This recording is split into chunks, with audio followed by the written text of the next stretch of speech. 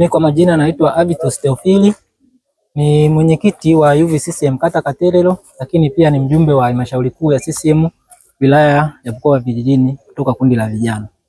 Kwa kweli kilichotokea pale kwenye ukumbi ni jambo la maajabu na jambo la kusikitisha. Vijana walikuwa tayari kumpokea mwenyekiti wetu wa vijana kuanzia asubuhi mpaka muda huu, lakini kilichotokea pale ni pale mkanganyiko wa wapi tufanyie kikao. Lakini mwisho wa siku tumekuja kujikuta watu tunafungiwa ukumbini, ukumbi unafungwa, wanasema wajumbe wote hawaruhusiwi kutoka.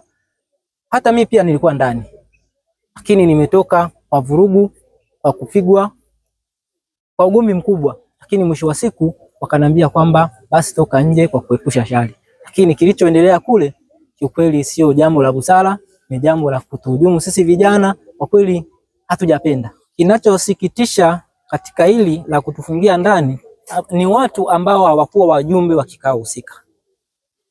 Maana mle tumevamiwa na kundi la watu ambao wanamuunga mkono, wanajifanya wanamuunga mkono mheshimiwa mbunge kwa asilimia kubwa kuliko vijana wote.